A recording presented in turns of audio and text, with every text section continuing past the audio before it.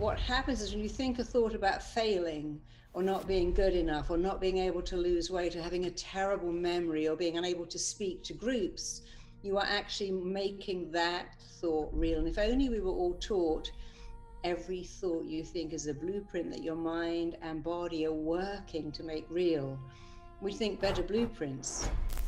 It's Jordan Mulligan from the Mulligan Brothers, and today's video is with Marisa Peer talking about self-love. Today's video was sponsored by theeverydaystoic.com, where you can get the best stoicism apparel online, and also everydaystoic.com is the best social media page for stoicism online as well. This t-shirt, the Amor Fati t-shirt, was from theeverydaystoic.com. If you follow the link in the description, you can see their new apparel line that has just come out. So thank you so much to theeverydaystoic.com for sponsoring this. Let's jump into this amazing video with Marisa Peer talking about self-love and the importance of having self-love. You know, many of us have this belief, I've got to earn love, work for love, chase love, run after love. And actually the truth is you don't have to do any of that. You have to believe you're worth it, and then it will come to you. My first boyfriend when I was 17 broke my heart, and I got asked to leave college because I didn't work very hard. I got fired out of a job. It was only like a part-time job, but now I look back and all of those things gave me that I'll show you.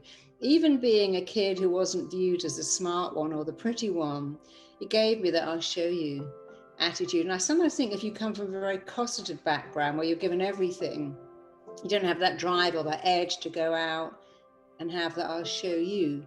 So everything that went wrong in my life, even my teacher saying I'd never amount to anything, it all gave me a I'll show you. And I went out and did it because I wanted to prove myself. But if I hadn't had people who didn't believe in me, maybe I wouldn't have felt I needed to prove myself. I look back now, you know, being fired from a job I absolutely loved, and I went to America and met someone else and got together, and it ended up being one of the best things that ever happened. So many things that you seem to find terrible, being dumped, being fired, being asked to leave university, end up being the best thing that could ever have happened to me. When you have a brilliant brain, we all have an amazing brain, so we all have the same choice. You can rationalize why you feel so bad, or you can talk yourself out of it. It's not fair that this guy that I really like has dumped me. I'm never going to get over it. He's the only person in the world. Or you can go, you know what, everything you loved in me, it's still in me. You didn't pack it up when you left and go, by the way, when I leave, I'm taking everything with me that I ever loved about you.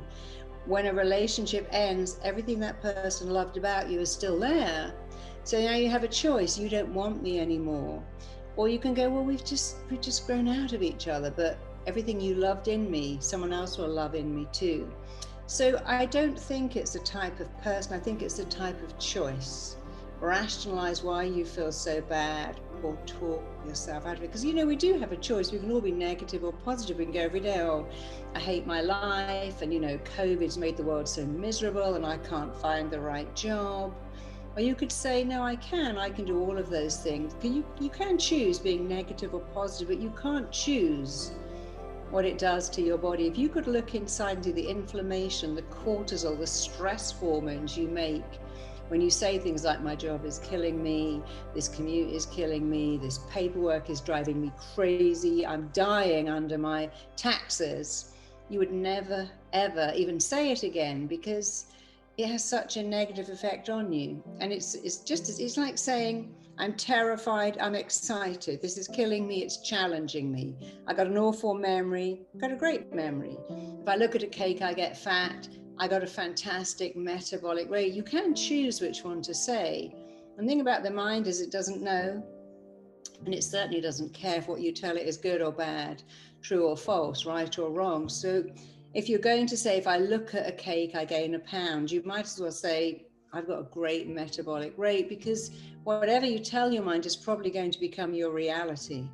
What happens is when you think a thought about failing or not being good enough or not being able to lose weight or having a terrible memory or being unable to speak to groups, you are actually making that thought real. And if only we were all taught every thought you think is a blueprint that your mind and body are working to make real, we think better blueprints. You know, you can all wake up and go, oh my God, today's a nightmare. I'm so stressed. I'm losing my mind. But that's a blueprint.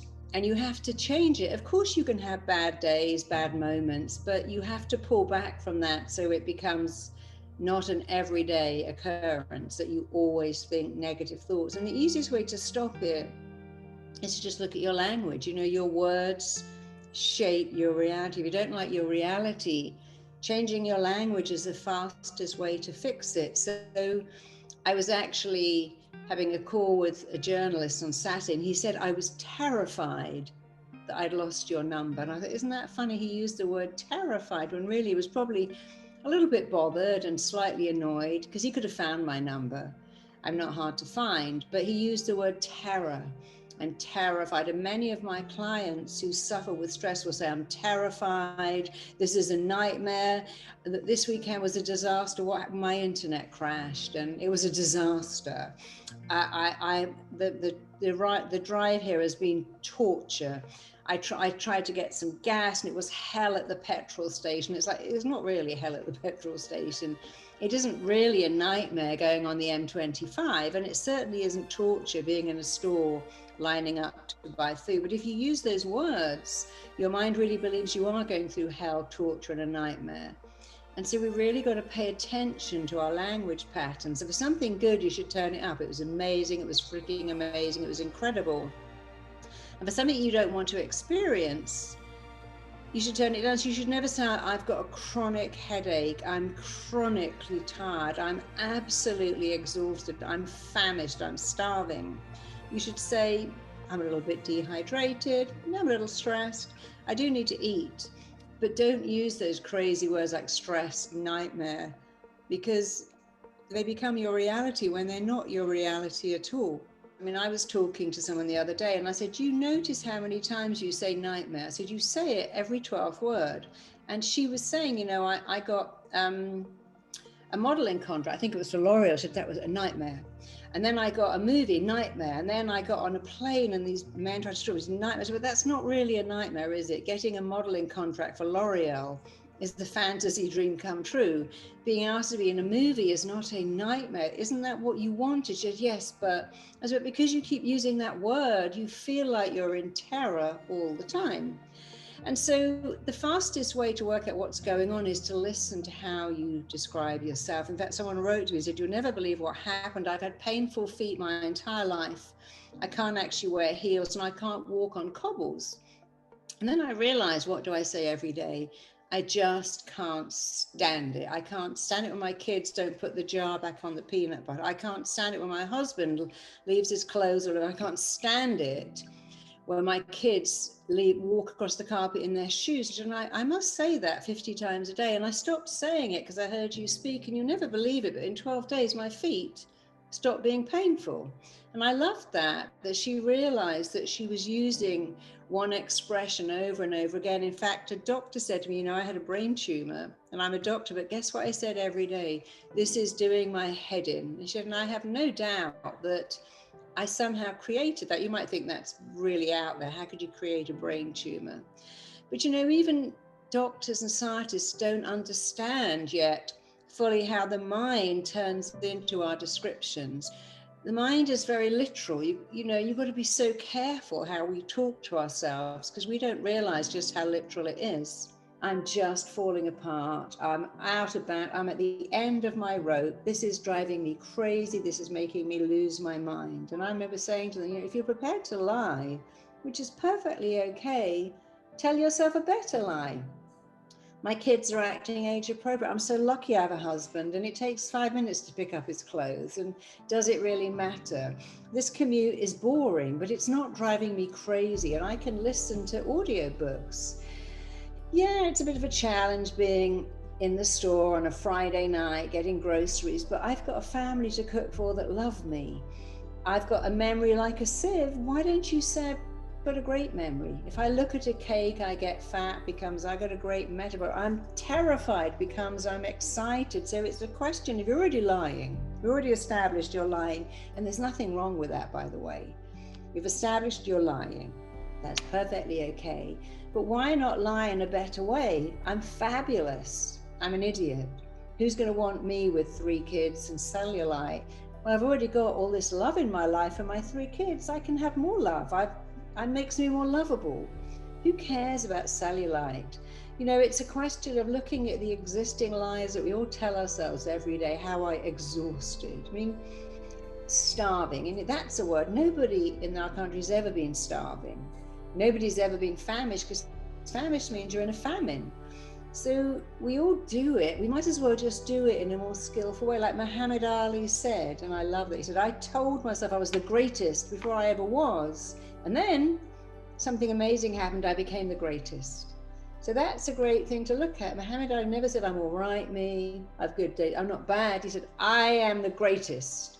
I float like a butterfly and I sting like a bee. He said, but it wasn't even true. But when I said it, it became true. Thank you so much to Marisa Peer and her whole team for making this possible. For me, self-love is extremely important. We always look externally. So many people in life, including myself, we look externally to make other people happy. We look externally to make sure that everybody else is okay. And we always forget to take care of ourselves. We always forget to give love to ourselves. And how on earth can you give love if you don't even love yourself? I can't remember who said that, but when I heard that quote, for me, it really stuck with me. And you need to be able to love yourself and care for yourself before you tend to other people. Just my opinion. Marisa Peer's stuff is linked down below. And the sponsor of the video today was theeverydaystoic.com. Please go show them support, guys. It's companies like this and brands like this that make this whole thing possible. So theeverydaystoic.com, they have sent me out loads of their merchandise and apparel that is on their website right now. This is the Immortality t-shirt. This is my favorite t-shirt that they have. It's beautifully fitted. I absolutely love it. Thank you very much, theeverydaystoic.com. They have so much more stuff on there as well on the website. And also they're a great source of information for Stoicism. So please go follow them. They're on Instagram. I'm also on Instagram at Jordan Mulligan Brother. Go follow me. Get that in there as well. But yeah, thank you so much for watching. Thank you to the Everyday Stoic. Thank you to audible.com. There is a link down below for a free audiobook. All those things, guys, I know I say these things at the ends of the videos. They do make the Inspire Change movement possible. It's the only way that we are able to make this possible. So everybody who has supported us, I cannot thank you enough. We want to continue doing this. We want to deliver it for free to you guys. And if you want to support us in return, that is up to you. But we just want to say a massive thank you to everybody who has supported us. It means that this is possible. It means that we are going to keep moving forward and put every single little penny back into the Inspire Change movement. So thank you so much. Have a blessed and productive day. Go inspire some change and go give yourself some love. Love yourself, guys. Have a blessed and productive day, and I'll see you in the next one.